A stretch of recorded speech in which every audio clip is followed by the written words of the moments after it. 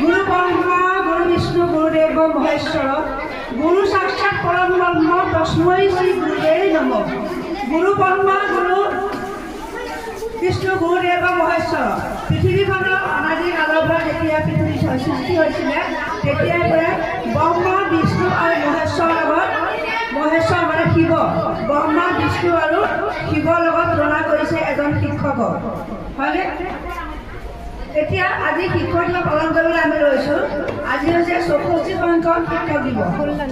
এই শিক্ষক দিৱস পালন কিয় কৰা হয়, কৰিলে কি হয়, কি কৰিব লাগে, সকলোখিনি কথা তোমালোকৰ আগত আমাৰ উপযুক্ত বক্তাসকলে কৈ গৈছে। গতিকে সেইখিনি কথা মই আকৌ আওৰাবলৈ নাযাওঁ।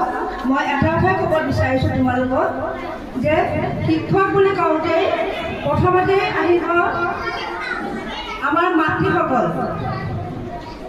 এগৰাকী মাতৃয়ে হৈছে এজন শিশুৰ কাৰণে এগৰাকী মহান শিক্ষক।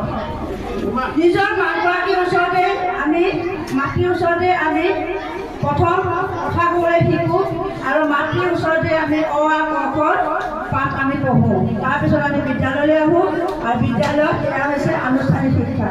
এই আনুষ্ঠানিক শিক্ষাৰ লগত জড়িত থকা শিক্ষকসকল হৈছে তোমালোকৰ গুৰু। প্ৰথম গুৰু হৈছে আমাৰ মাতৃসকল, তাৰপিছত আহিলে তোমালোকৰ আনুষ্ঠানিক শিক্ষাৰ লগত জড়িত যিসকল শিক্ষক সেইসকল হৈছে তোমালোকৰ গুৰু। আৰু এই গুৰুক সন্মান জনোৱাটো হৈছে আজিৰ দিনটো এটা বিশেষ দিন। কিন্তু এইটো নহয় যে তোমালোকে আজিহে তোমালোকে শিক্ষকক সন্মান কৰিবা আৰু বাকীকেইটা দিনত তোমালোকে পাহৰি যাবা, এইটো নহয়। শিক্ষকক সন্মান কৰিবলৈ হ'লে তোমালোকে সদায়ে শিক্ষকক সন্মান কৰিব লাগিব। শিক্ষকক সন্মান বুলি কওঁতে এটা কলম তোমালোকে হাতত তুলি দিলা, বাইদেউ গুড মৰ্ণিং ক'লা, বাইদেউ ভালে বুলি ক'লা, সেইটোৱে যথেষ্ট নহয়। তোমালোকক দেখিলে আমাৰ মনটো প্ৰফুল্লিত হ'ব লাগিব যে এই ছাত্ৰজন সঁচাকৈ খুব ভাল ছাত্ৰ। যেনেকৈ আজি এতিয়া হাবিজুল পঞ্চম শ্ৰেণীৰ ছাত্ৰ হাবিজুল ইছলামে খুব সুন্দৰকৈ গানো গালে, এটা ইংৰাজী গান গালে, অসমীয়া গান গালে, খুব সুন্দৰ হৈছে। আৰু হাবিজুল ইছলাম পঢ়াটো খুব ভাল আৰু হাবিজুল ইছলাম খুব ঠাণ্ডাও, নহয় জানো? হয়নে নহয় বাৰু?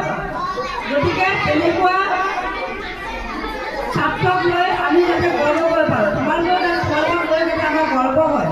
আজিৰ দিনটোত সকলো মাতৃ মাতৃসকলক মই ইয়াত অৱশ্যে দুগৰাকীমান আছিলে, এতিয়া উঠি গ'ল। মই সকলোকে অনুৰোধ জনাইছোঁ যাতে ছাত্ৰ ছাত্ৰী আমাৰ মৰমৰ ছাত্ৰ ছাত্ৰীসকলক ঘৰতো যাতে এনেকুৱা ধৰণৰ শিক্ষা দিয়ে যাতে তেওঁলোকে আহি বিদ্যালয়ত খুব সুন্দৰভাৱে নৈতিক যিখিনি মানে নিয়ম সেই নিয়মখিনি মানি বিদ্যালয়ত যিটো আনুষ্ঠানিক শিক্ষা সেই শিক্ষাৰে